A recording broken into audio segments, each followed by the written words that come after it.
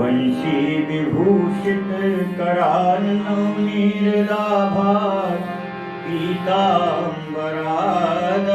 बिंब फलाधरोषाल पूर्णेन्दु सुंदर मुखादर विंद नेत्राल कृष्णात् परम किमपि तत्त्वमहं न जाने गोधूल दूषित कोमल गोप वेशम गोपाल बालक सतैर्नुगम्यमानं सायं तने निज गृहे पशुवन्धनार्थं गच्छन्तमच्युत शिशुं प्रणतोऽस्मि नित्यं वरहापीडं नटवरवपु कर्णयो कर्णिकारं बिभ्रदवासः कनककपिशं वैजयन्ती चामानं रन्ध्रान् वेणोर्धरसुधया पूरयन् गोपुवृन्दे वृन्दारण्यं स्वपदरमणं प्राविशत् गीतकीर्ति अहोवकीयं स्तनकालकूटं विधांस्य आपायदप्रसादि लेभे गतिं धातृचितां ततो नान्यं कं वा दयालुं शरणं व्रजे त्वमेव माता च पिता त्वमेव बन्धुश्च सखा त्वमेव विद्या द्रविणं त्वमेव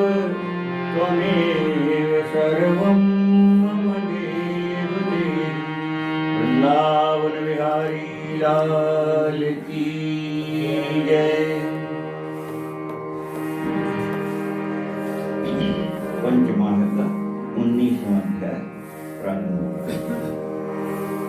देखी दशा कीरति सुता की सवई पछितान, निज दुख विसरो सकल मिली बहुविधि धीर बंधाई। लाडली लाल की जय। पूर्व कथा के प्रसंग कल सुन रहे थे अपन। गोपियां कन्हैया को ढूंढते ढूंढते वन में आगे जब बढ़ी तो आगे मूर्छित दशा में किशोरी जी लाली जी दिखाई। दौड़ करके सबने घेर लिया, देखा तो देह की सुध नहीं थी। हा कन्हैया रट लगाती, मूर्छित हो जाती बार बार। ऐसी दशा देख करके और गोपियां अत्यंत व्याकुल हो गई। बहुत दुख होने लगा, बड़ा पश्चाताप होने लगा उन्हें, और अपना दुख भूल गई। कन्हैया के विरह में जो भी दुखी थी वह अपना दुख तो भूल गई और सब मिलकर के लाली जी की सेवा में लग गई। उन्हें बहुत प्रकार से समझा रही हैं, धीरज बंधाने लगी उन्हें इस प्रकार से। और गोपियां किशोरी जी को घेर के बैठ के समझाने लगी। गोपी बैठी घेर प्रिया सब समझावे। गोपी बैठी घेर प्रिया सब समझावे।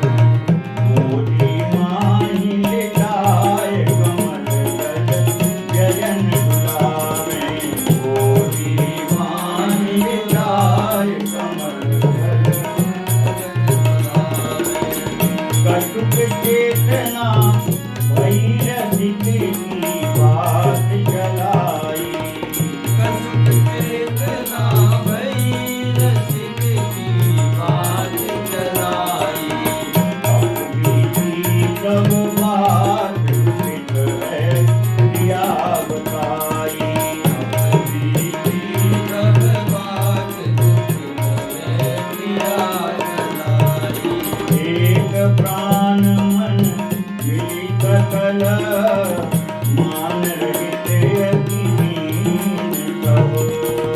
एक प्राण मन मिली सकल मान रहिते अकीन सब। गावत गुण गोविंद के भई ज्ञान महलीन सब। गावत गुण गोविंद के भई ज्ञान महलीन सब।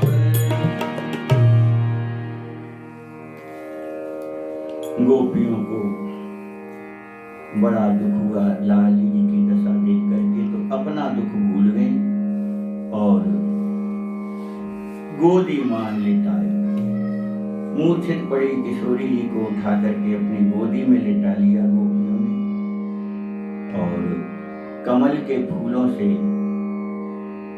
हवा करने लगी, पंखा जलने लगी कमल के फूलों से।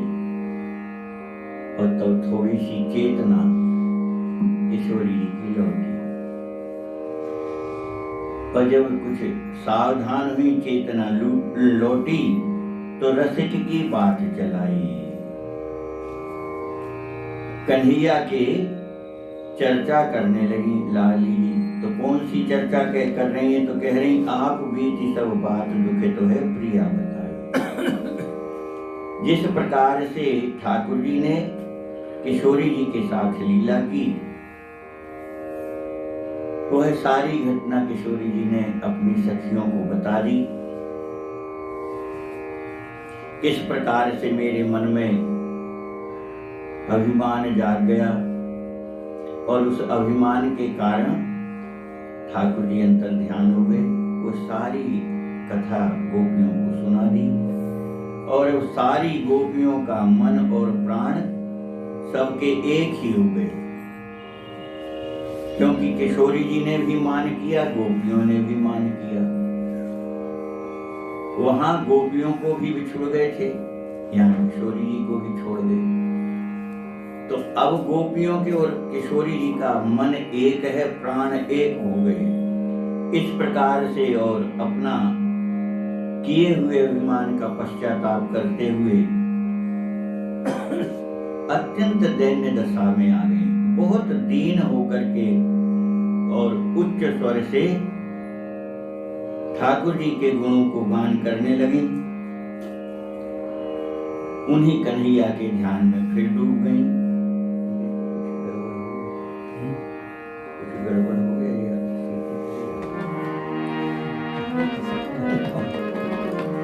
सुधि बुद्धि तजी घर द्वार द्वारे की प्रेम पुकारे।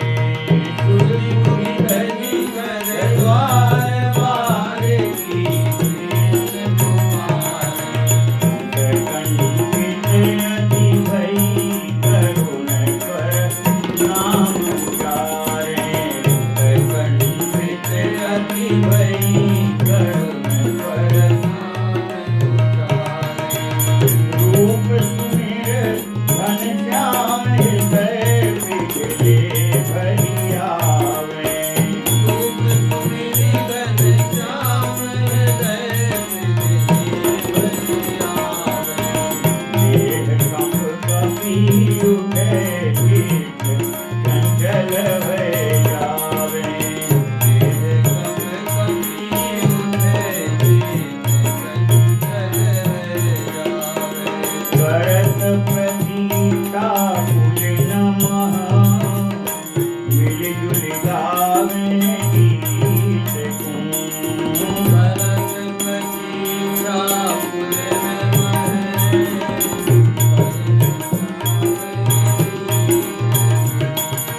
साधन की धातरी सब प्रगट करें रसरीत गुण।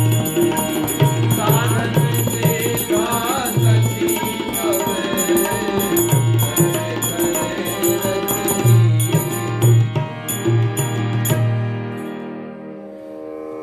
सुधि बुद्धि तरी घर द्वार वार की कृष्ण पुकारे। घर परिवार सब की सुध बुध भूल गई थी, अब तो केवल एक कन्हैया को पुकार रही थी। उत्कंठित अति भई करुण स्वर नाम उचारे। अत्यंत उत्कंठा में भर करके और बहुत दुखी होकर के कातर स्वर से पुकार रही थी, हा कन्हैया, हा प्यारे, हा श्याम सुंदर। इस प्रकार से बहुत करुण पुकार में उच्च स्वर से और पुकार कर रही थी। रूप सुमिर घनश्याम, ठाकुर जी के रूप का स्मरण करती, उनके सुंदर स्वरूप का स्मरण करती और जोर जोर से नाम पुकारती, तो गोपियों का हृदय पिघलने लगा। इस प्रकार पिघल पिघल करके और मानो अनुराग के रस में भर गए हृदय। देह कब कभी उठे। प्रेम के आवेग में प्रेम के जो लक्षण कहे गए हैं वो प्रकट हो गए उनके अंग अंग से। शरीर थर थर कांपने लगा। चित्त चंचल हो करके और व्याकुल हो रही है। जिस स्थल पर, जिस जगह पर ठाकुर जी ने और अपनी मधुर मधुर बंसी बजाई थी, उस स्थल तक सब आ गई, प्रतीक्षा करने लगी वहां बैठ करके, और सब मिल करके ठाकुर जी के गुणानुवाद गाने लगी। वह जो उन्होंने ठाकुर जी के गुणानुवाद गाए, उसी को श्रीमद् भागवत में गोपी गीत कहा गया है। तो वह गोपी गीत गाने लगी। इस प्रकार से और साधना रति में सिद्ध गोपांगना उस रस रीति को प्रकट कर रही हैं। गावे गोपी गीत जयति जय जय गावे गोपी गीत जयति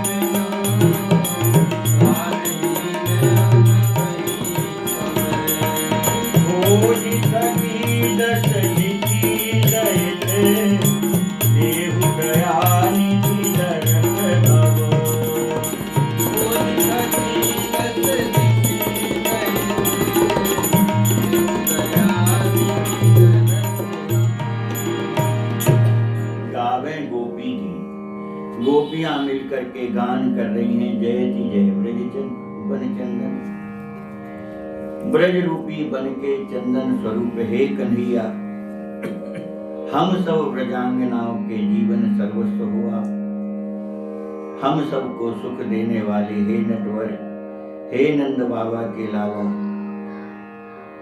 हमारा तो आहार ही आपका सुंदर कमल जैसे अंग को देख करके और उसी का आहार हम पाते हैं। हमारा आहार क्या है? आपका दर्शन है, कमल मुख का दर्शन करके, और हम उसी की मधुकरी का आहार करते हैं, और तुम्हारे ही दर्शन रूपी प्राण वायु से हमारे प्राण बने रहते हैं। और अब तुम्हारे दर्शन नहीं हो रहे हैं तो हे प्राणेश्वर, बिना प्राण वायु के अब हम कैसे जी पाएंगे? क्या आप हमको बिना दर्शन दिए ही हमारे प्राण निकल जाएंगे क्या? क्योंकि प्राण वायु हमारा क्या है? आपके दर्शन ही प्राण वायु, और दर्शन नहीं मिलेंगे तो कितनी देर, थोड़ी देर के बाद तो प्राण निकल ही जाएंगे। तो क्या आज हम सबकी मृत्यु हो जाएगी आपके दर्शन के बिना? प्राणेश्वर तब दर्श बिन, हे प्राणों के स्वामी, हे प्राणनाथ,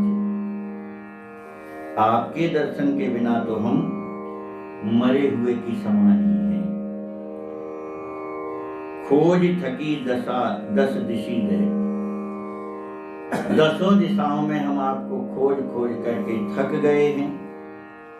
इसलिए हे दया के सिंधु, हे कृपालु, अब तो हमारी दशा को देख करके अब तो दया करो, अब तो दर्शन दे दो। इस प्रकार से गोपियां कन्हैया को पुकार पुकार के कह रही थी, हमरे तन मन प्राण कर्म सब तुम्हें प्रिय कर्म,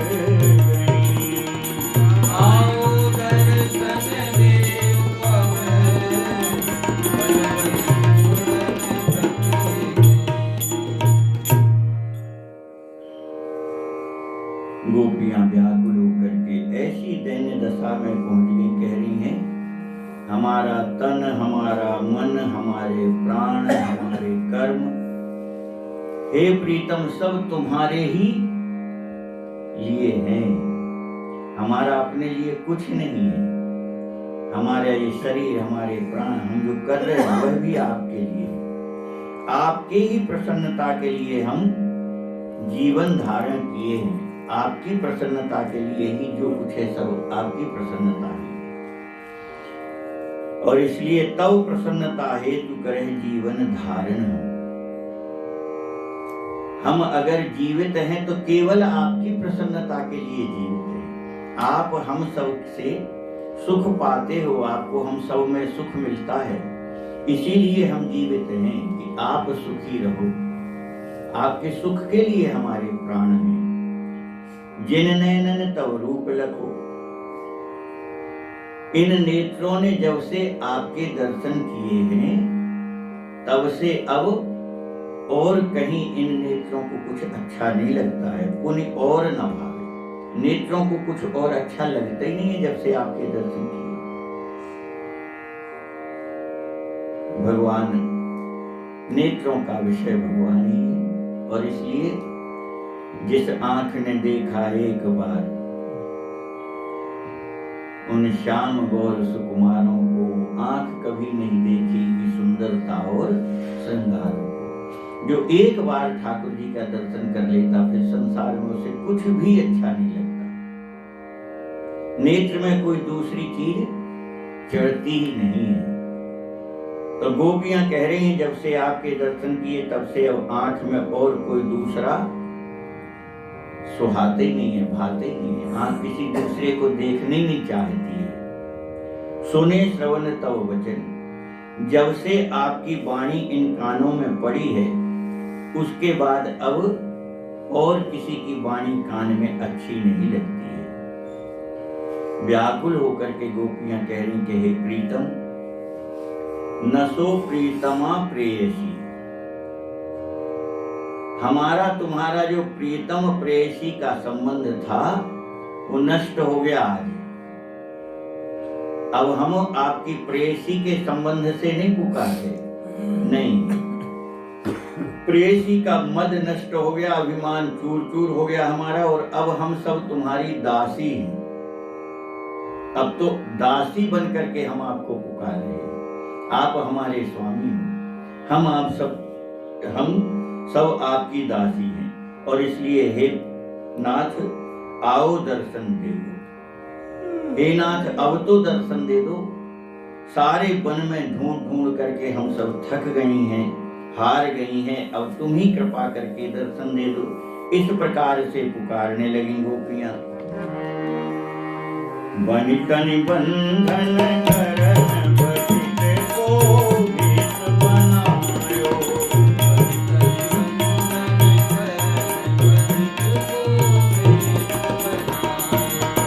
सुंदर कोमल मृदुल रूप को जाल दिखायो,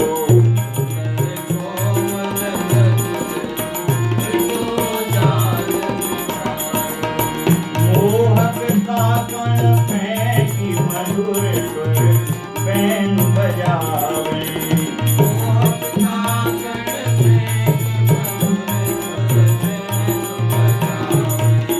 गायक गज संगीत मृगिन कमनारी बसावे,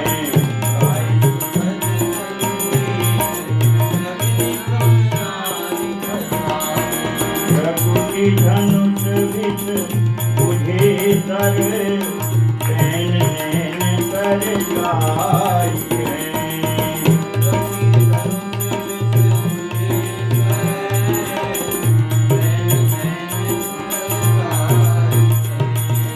अति मारे घायल करें, निर्णय सतित तिहार करें, अति मारे घायल करें।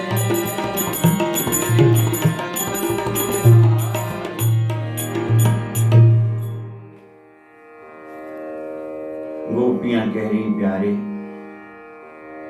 हम सब अबलाओं को फंसाने के लिए आपने बड़ा ही सुंदर बधिक का रूप बनाया।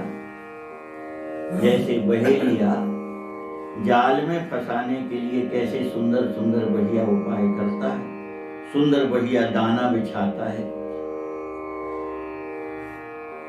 और उस दाने के लोभ में पशु पक्षी उसके जाल में फंस जाते।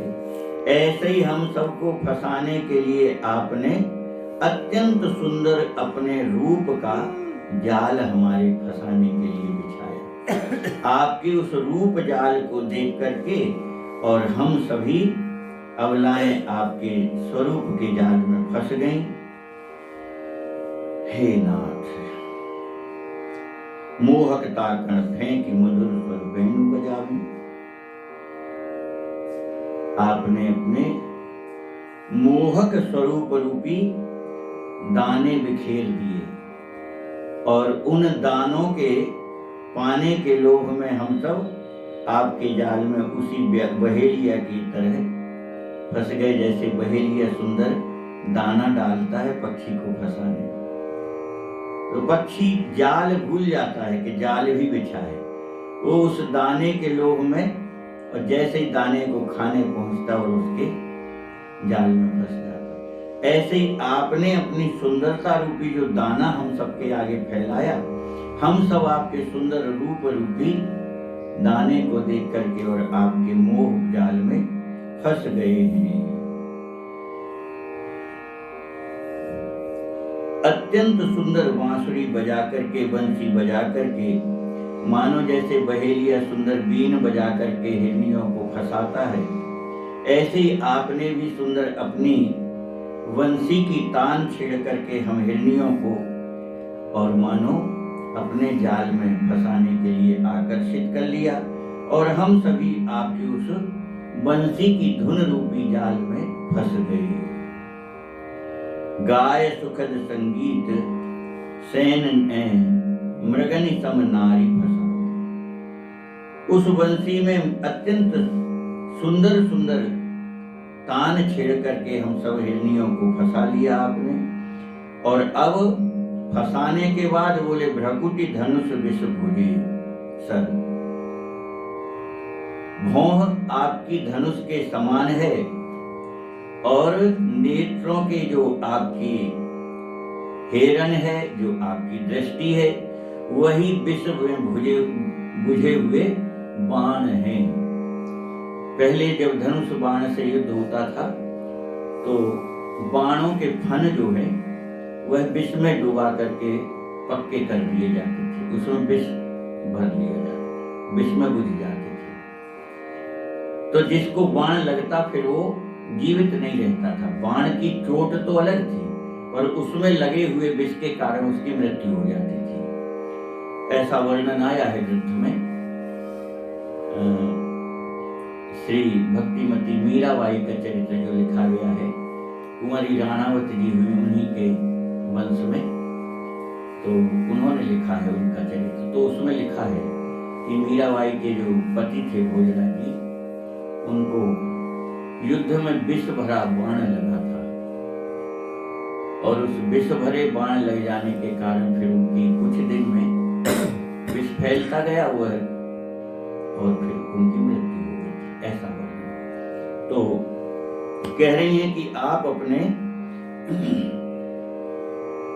अत्यंत पैनी धार वाले, चुभने वाले ऐसी दृष्टि के विष भरे बाण मार करके हम सबको घायल कर देते हो, और फिर हमें उस घायल अवस्था में अधमरी देख करके, और आप हमारी दशा देख देख करके अपनी कला कौशल पर के देखो हमने सबको घायल कर दिया।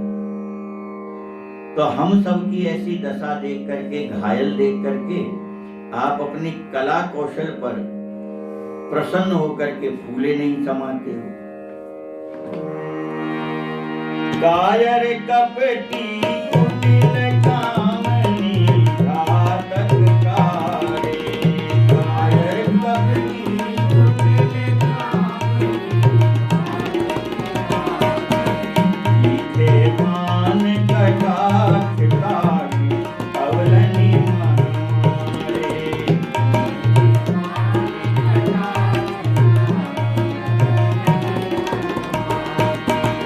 घायल किस कदे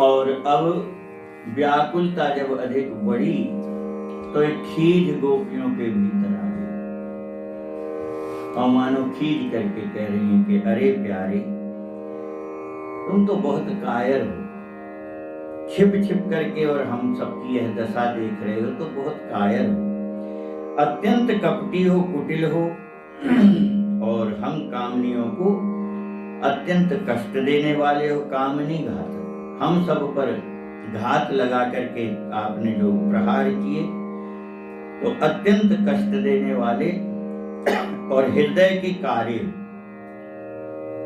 हृदय आपका निर्मल पवित्र नहीं है, हृदय आपका बड़ा काला है। क्यों?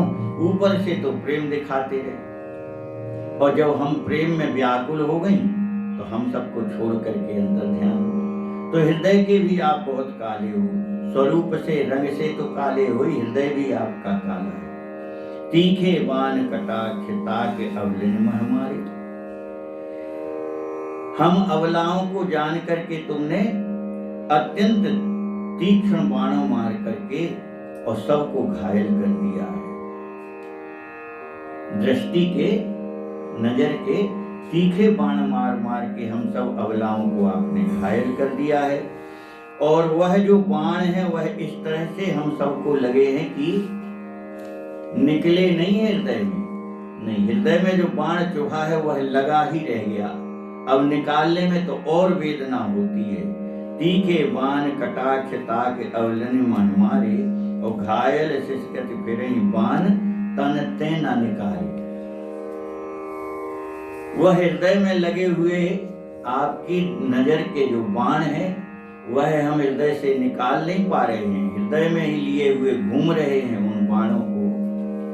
हृदय में जो चुभे हैं तो उन बाणों को लिए हुए हम भटक रहे हैं, तुम्हें खोज रहे हैं हे नाथ। और अब आप ही अपनी दृष्टि के जो बाण चलाए हैं आप ही निकाल दो तो अच्छा है। वह बाण निकल जाए तो कुछ घाव में राहत मिले, पर बाण लगा रहता है तो बहुत पीड़ा होती है। तो आप अपनी दृष्टि के बाण आप ही क्यों नहीं निकाल देते? और छलिया छिपके हसत न आओ सतत पुकारें। अरे छली कपटी, छिप छिप करके हम सबकी ऐसी दशा देख देख करके तुम मुस्कुरा रहे हो, हंस रहे होगे। ऐसे कब से हम आपको पुकार रहे हैं, पर हमारी पुकार ही आप नहीं सुन रहे हो। सतत पुकारे, एक क्षण भी, एक पल भी बिना पुकार के नहीं बीत रही हमारी। अहरनिश हम सब मिलकर के आपको पुकार रहे हैं, आप सुन करके भी अनसुना कर रहे हो। दरस सुधाहित दयत हम, आपके दर्शन रूपी अमृत के लिए हम सब व्याकुल हैं। अत्यंत आपसे दया की भीख मांगते हैं, आप दया करो और दुख दुसह दारुण सहे। ये असहनीय कष्ट जो हमारा है अब हमसे सहन नहीं हो रहा है, और हम अब उस प्रेयसी भाव में नहीं है। हम तो आपकी दासी है। कैसी दासी है? तो कह रही बिना मोल की किंकरी, हम तो बिना मोल की दासी हैं आपकी। कब से आपके नाम की रट लगाए हैं, कृष्ण कृष्ण कब ते कहें। हा कृष्ण, हा श्याम सुंदर, हा कन्हैया, हा प्यारे, हा प्रीतम, कब से टेर लगा रहे हैं, और आप फिर भी हम सबकी पुकार नहीं सुन रहे हो। गोपियां कहती हैं प्यारे, बध करनो ही है तो हमें क्यों प्रथम बचायो। बध करनो ही है तो हमें क्यों प्रथम बचायो। क्यों अखिलन को मार सबनी को दुख छुड़ायो। क्यों अखिलन को मार सबनी को इंद्र ने उपल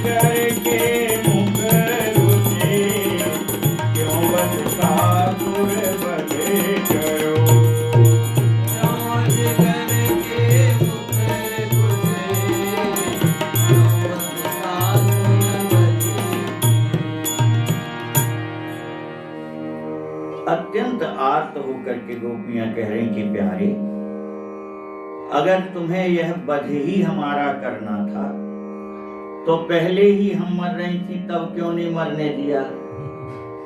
ऐसे बहुत से मौका आए जब सारा ब्रज मर जाता, तभी मर जाने देते, तब क्यों बचाया? और अब तुम स्वयं हमारे प्राण ले रहे हो, मारे डाल रहे हो, हमारे प्राण निकले जा रहे हो। तो आज तुम जो हमको इस तरह से वध करे दे रहे हो, इससे अच्छा था कि पहले ही मर जाने देते। कब कब मर जाने देते? तो कह रही है क्यों असुरन को मारे। बहुत से असुर राक्षस ब्रज में उपद्रव करने आए, मारने आए ब्रजवासियों को, उसी समय मर जाने देते। परंतु आपने उन सबसे ब्रज की रक्षा की, संपूर्ण ब्रजवासियों की रक्षा करते रहे आप। इंद्र ने क्रोध किया और क्रोध करके अपार जल की वर्षा की, तो तुमने गोवर्धन को उठा करके, गिरिराज पर्वत को उठा करके संपूर्ण ब्रजवासियों के प्राण बचाए। अरे तो उस समय ना बचाते प्राण, उसी समय उस इंद्र के जल में डूब डूब के सारा ब्रज मर जाता, ब्रज डूब जाता, मर जाते सब, तो मर जाने देते। फिर बचाए क्यों था जब आज मार रहे होते? उसी समय मर जाने देते। तो उस समय तो तुमने उस इंद्र के कोप से सबकी रक्षा की, गोवर्धन को उठा करके सभी की प्राणों की रक्षा की। और क्यों दावानल पान कर, वह दावानल अग्नि प्रकट हुई जिसमें सारे गोप फंस गए, तो आपने उन सब की रक्षा करने के लिए और उस दावानल का पान कर गया। उस समय उस दावानल में ही जल जाने देते। काहे को रक्षा की थी? जब इस प्रकार से प्राण लेना है तो उसी समय उस दावानल में जल जाने देते सबको। उसमें तो सारे ग्वाल गैया सब फंस गए थे, सब दावानल में जल जाते। क्यों आप रक्षा करते रहे? फिर कालिए दुख पर, कालिए दह पे दुख हरो। उस काली दह पर भी कालिए नाग के प्रभाव से बालक गौएं सब जल पी करके मर जाते, तो आपने उनकी रक्षा के लिए काली दह से कालिए नाग को निकाल करके यहाँ से भगाया, उस जल को शुद्ध पवित्र किया। तो प्यारे ये भी ना करते तो आज जाकर के हम भी उस जल को पी करके मर जाते। पर आपने उस समय भी सभी ब्रजवासी बालकों को बचाया। और एक बार वह अजगर सारे बालकों को खाए जा रहा था, तब आपने उस अजगर को मार करके उस मुख से, अजगर के मुख से बच्चों की, ब्रजवासी बालकों की रक्षा की। और फिर वह बत्सासुर भी आया था मारने, सो आपने उस बत्सासुर का वध कर दिया। इन सब से आप हम सब की रक्षा ना करते तो आज यह संकट का, यह दुख का समय हमें नहीं देखना पड़ता, उसी समय मर गए होते।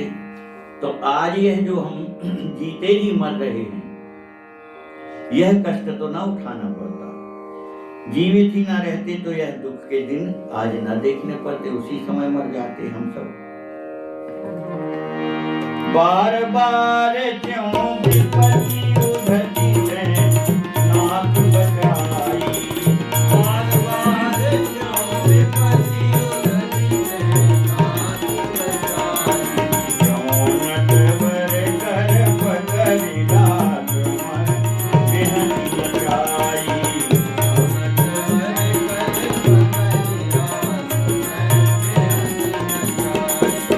क्यों कुमकुम मुख मलो प्रेम को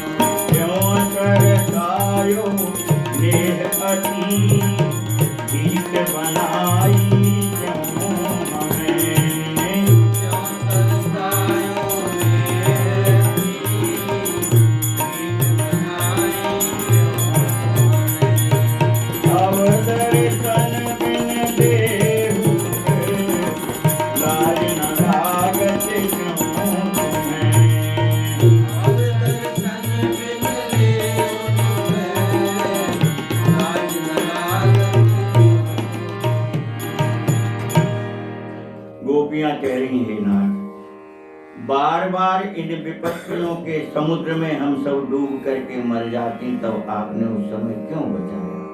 इतनी विपत्तियां आई, समुद्र की तरह थी, उस विपत्ति रूपी समुद्र में हम सब मर जाते, आप ना बचाते। पर उस समय तो आपने बार बार हम सबको बचाया, और फिर इतना प्रेम किया हम सब पर कि हम सबके हाथ पकड़ पकड़ करके और मुस्कुरा मुस्कुरा करके, हंस हंस करके हम सबके साथ फिर रास में नाचे। सब गोपियों के हाथ पकड़ पकड़ के नाचे आप साथ में। तो वह प्रेम की खिलवाड़ करते हुए, और हमारे गोपियां कह रही, हम सबके मुख पर आपने जो कुमकुम लगाया, तरह तरह से प्रेम की ऐसी लीला कर करके सबको हमको मोहित किया। और उस रास के समय आपने कैसी विचित्र विचित्र लीलाएं की, तो कह रही हैं कि क्यों गोदी सिरधारी अमृत मुख माही उड़ी। हम सबको अपनी गोदी में सिर रख करके और अपने मुख से अपने दिव्य अधरामृत का पान कराया, और अब ऐसी दशा में छोड़ करके क्यों सरसायो नेह अति। ये सब क्यों किया था? इतना प्रेम ना प्रदर्शित करते, इतना प्रेम हम सबसे ना करते, तो कितना प्रेम किया, रास में भी नाचे। और हम सब थक गए तो गोद में हम लोगों के सिर रख रख करके आप हमको इतना प्रेम किए, अधरामृत पान कराए, और इतना प्रेम बढ़ा करके हुआ क्या? बोले आपके प्रेम में हम सब ढीठ हो गए।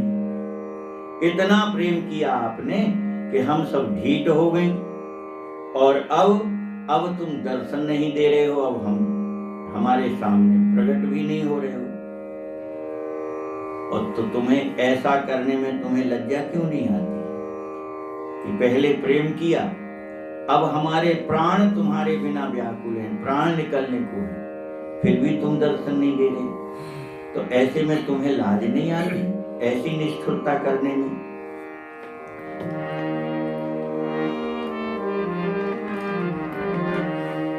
नहीं नभ हम कहें, सुनो तुम सब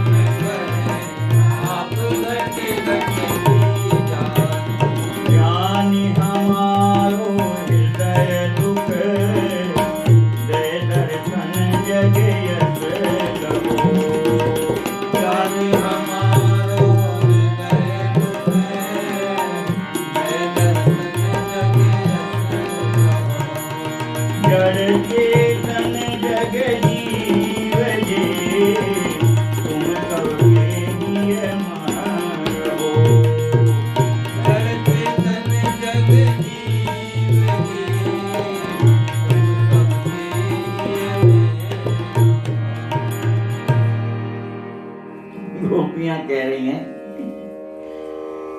नहीं नभ मैं हम कहें, सुनो तुम सब कथी सुनो।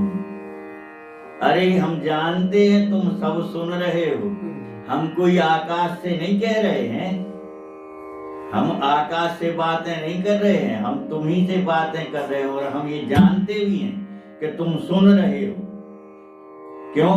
अकेले यशोदा मैया के लाला नहीं हो तुम, उनके पुत्र भर नहीं हो, नहीं, आप तो अंतर्यामी, आप वह परब्रह्म परमात्मा हो, अंतर्यामी हो, सबके हृदय की जानने वाले हो। केवल यशोदा मैया के लाला भर नहीं हो तुम, तो तुम हमारी सारी बातें सुन रहे हो, यह हम जानते हैं। हम अबला अति दुखित, आप चाहे मत मानो। हम सब अबलाएं अत्यंत दुखी हैं, आप मानो चाहे ना मानो, हम तो पुकार कर रहे हैं और आप सुन रहे हो, पर आप नहीं मानते हो, तो ये आप पर कोई जबरदस्ती तो है नहीं।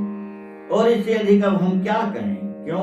आप तो सबके घट में निवास करते हो, घट घट वासी हो, तो सबके घट घट में निवास करे, तो क्या हम सबके हृदय की बात आप जानते नहीं?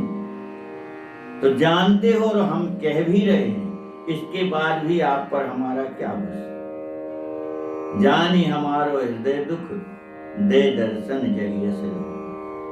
अरे प्यारे, हम सबकी दशा जान करके, हृदय के दुख को जान करके, और अब प्रकट होकर के दर्शन दे करके आप यश ले लो, अन्यथा आपको अपयश लग जाएगा। काय का अपयश लग जाएगा? आपके वियोग में अगर हमारे प्राण निकल जाएंगे, तो फिर संसार में लोग कहेंगे बेचारी इतनी ब्रज गोपियां और बिना दर्शन के मर गईं, और दर्शन दे देते तो बच जाती।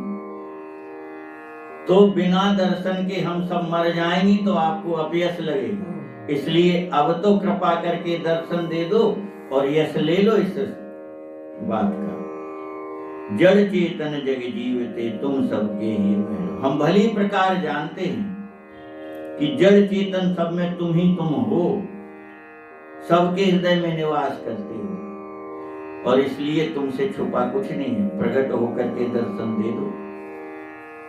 अब देखो यहाँ गोपियों ने कितने बड़े ज्ञान की बात की। जड़ चेतन सब में हो आप, और यही बात उद्धव जी से प्रसंग में आती है कि उद्धव जी कह रहे थे कि अरे वो परब्रह्म परमात्मा है, तुम क्यों रोती हो? वो तो कण कण में वही व्याप रहा। बोले गोपियां बोली यही तो समस्या है क्या? बोले वो कण कण में व्याप रहा है, जहां देखती हैं तो हमें वो कन्हैया दिखाई देता है,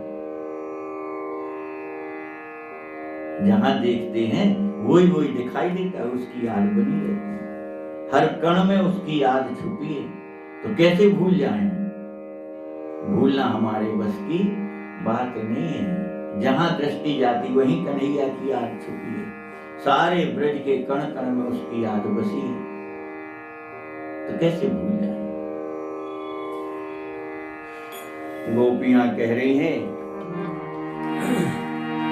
कृष्ण कृतार्थ करहु कृपा कीजिए कछु हम पे। कृष्ण कृतार्थ करहु कृपा कीजिए कछु हम पे। करहु दया करि कंकांत काम पूगन कर तेरे पे। करहु दया करि कांत काम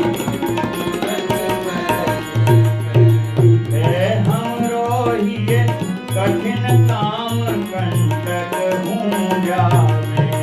है हमरो ये कठिन काम कंटक हूँ जावे। अब अति कोमल चरण कठिन हूँ मृदुल बनाके। अब अति कोमल चरण कठिन हूँ मृदुल बनाके। करहु चरण हिये बेहुलती, अरहु काम पीड़ा सकल। करहु चरण हिये बेहुलती, अरहु काम पीड़ा सकल। सुने वचन जब से सरस, मधुर भई तब से विकल। सुने वचन जब से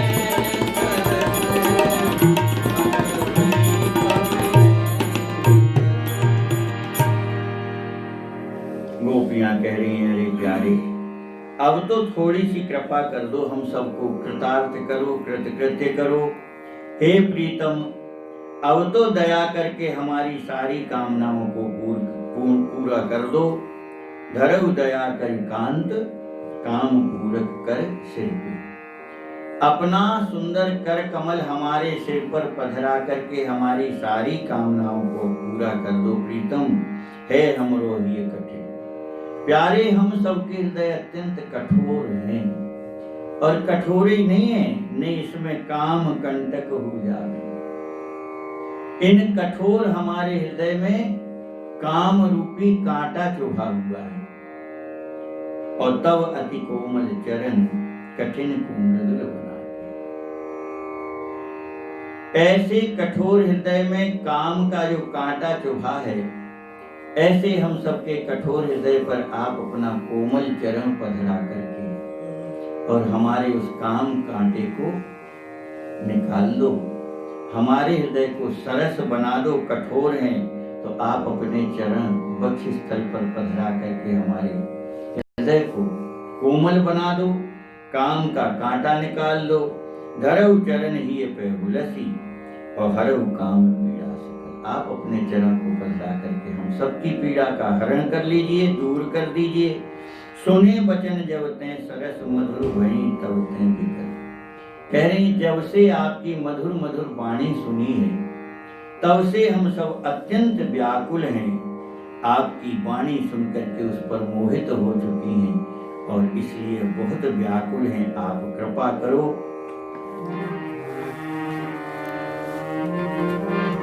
प्रिया पिपासित विरही मधुर कछुए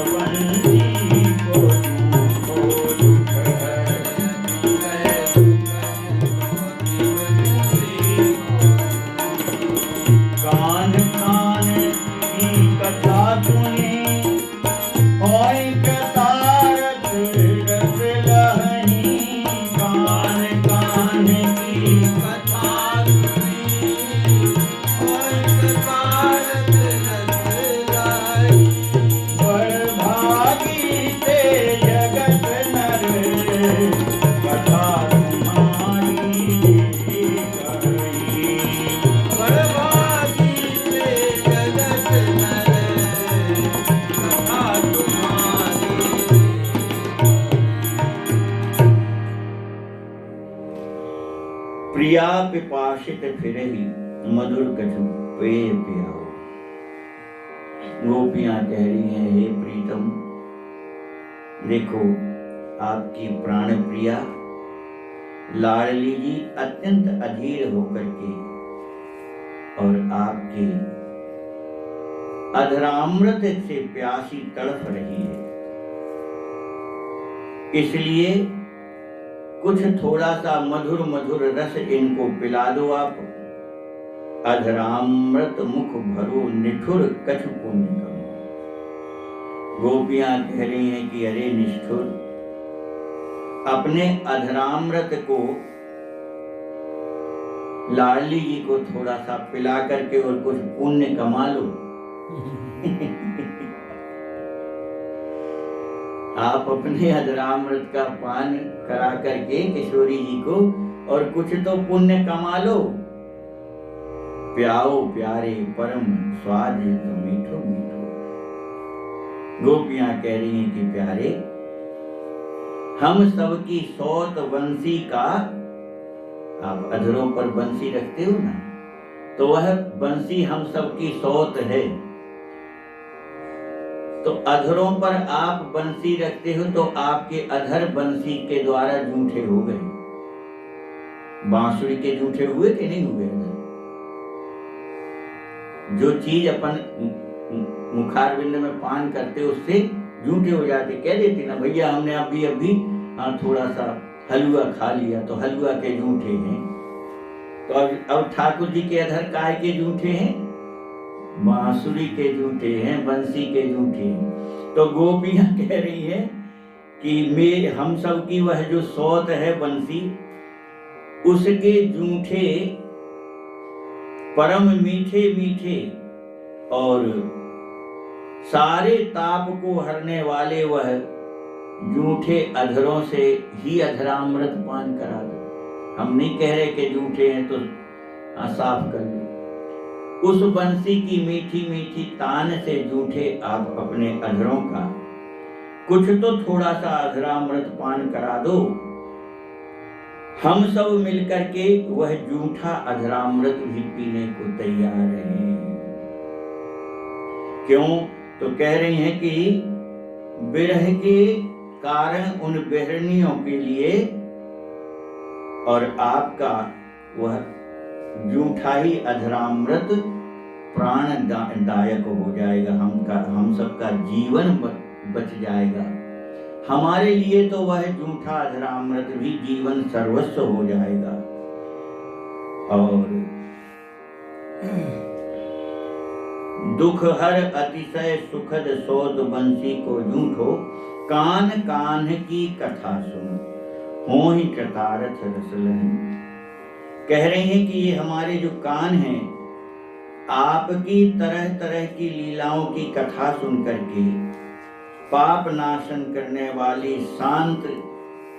शांति देने वाली, ऐसी अमृतमयी कानों को सुख देने वाली ऐसी आपकी जो अत्यंत कमनीय रमणीय लीला कथाएं हैं, इन सब का श्रवण करके कानों के द्वारा उनका रसपान करके हम सब कृतार्थ होते रहते हैं। और बड़ भागी ते जगत नर, कथा तुम्हारी जे कहें।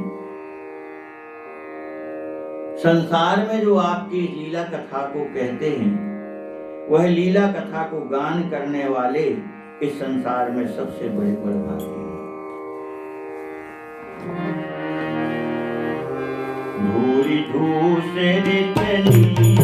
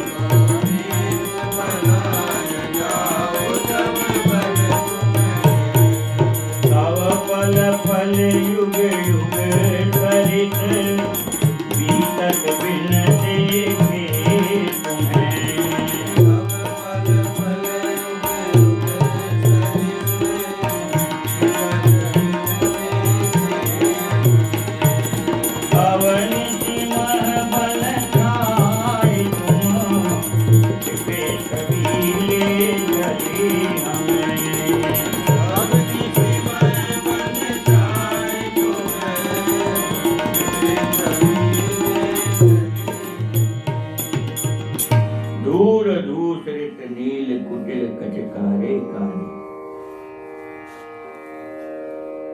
गौचारों पर जब जाते हो तो आपका अंग सारा धूल धूसरित होता है। काली काली घुंघराली अलकों पर और धूल जम जाती है, और यह काली काली अलकें जो धूल से सनी होती हैं, जब आप वन से गैयों के साथ लौटते हो तो ये मुखारविंद पर आकर के बिखर जाती हैं, बाल बिखर जाते हैं। कह रहे हो है आपकी अलकें मुख पर बिखर जाती हैं, और तब आपकी सुंदर छवि अत्यंत प्रिय लगती है। वह उस समय अत्यंत सुंदर लगती है। दूसरी दूर भरे अति हरिया, महाराज जी के पद है। ब्रह्मचारी दूसरी धूरी भरे हरिया। बड़े प्यारे प्यारे पद लिखे हैं। तो उस धूल में लथपथ आपका मुखारविंद, आपकी वह घुंघराली काली काली अलकें धूल दूषित मन को बहुत प्रिय लगती है। और जब आप गैयों के पीछे चलते हो तो चलने में आपकी बुलाक जो है नाक की वह हिलती है, और मोर पंख का जो मुकुट आप सिर पर धारण करते हो तो चलने में मोर पंख झोंटा खाता है, माने झटके लेता है, आगे पीछे होता है मोर पंख। और तब आपका वह स्वरूप अत्यंत मन को हरण करने वाला ऐसा सुंदर स्वरूप होता है। ऐसो वेश बनाए जाओ जब बन तुम गिरधर। गोपियां कह रही हैं ऐसा वेश में बन, जब आप गौचारण करने जाते हो तब बोले दिन भर तो आप वन में गौओं को लेकर के रह आते, तो जाते समय देखने दर्शन मिलते हैं और फिर आते समय, परंतु जाकर के आने के बीच का जो सारे दिन का समय है, बीतत दिन देखें तुम्हें, वह आपके बिना देखे जो दिन बीतता है वह युगों के सदृश से बीतता है। पल पल युग युग सदृश, एक एक पलक गिरने का समय युग के समान बीतता है सारे दिन का। ऐसे कई हजारों लाखों युग के समान हमारा दिन बीतता है जब तुम गौचारण पर जाते हो। और अब निशिमय बन छाड़ी तुम, छिपे छबीले छली तुम।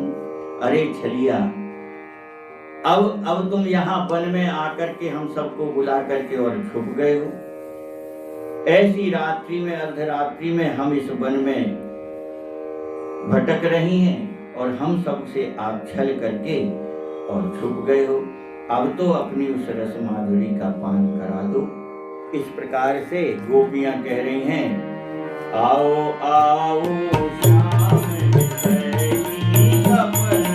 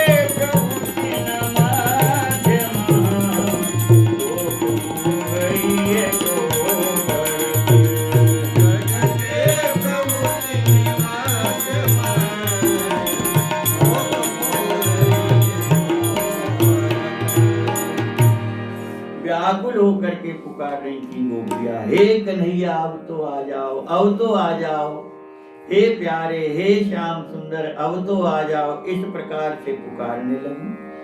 आकर के हम सबके हृदय की तपन को, जलन को शांत करो, शीतल करो, हमारे हृदय की विरह अग्नि को बुझाओ।